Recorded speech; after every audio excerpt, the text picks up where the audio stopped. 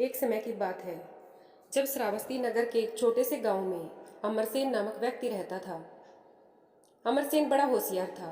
उसके 4 पुत्र थे जिनके विवाह हो चुके थे और सब अपना जीवन जैसे तैसे निर्वाह कर रहे थे। परंतु समय के साथ साथ अब अमरसेन वृद्ध हो चला था।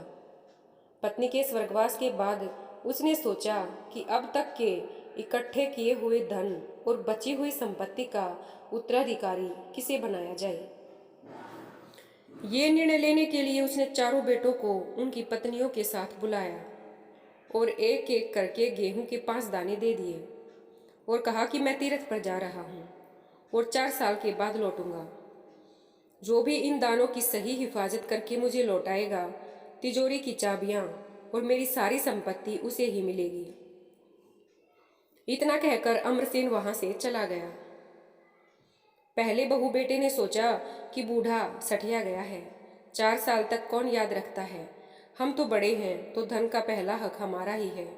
ऐसा सोचकर उन्होंने गेहूं के दाने फेंक दिए।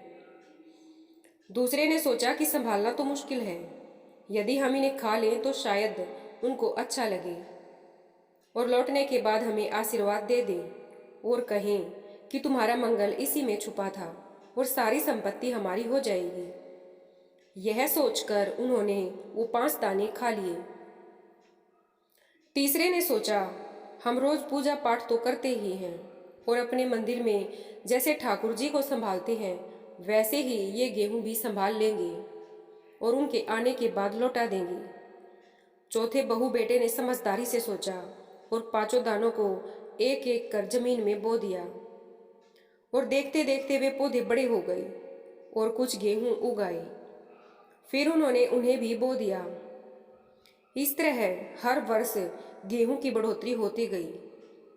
5 दाने 5 बोरी में और 5 बोरी 25 बोरी में और 25 बोरियां 50 बोरियों में बदल गई।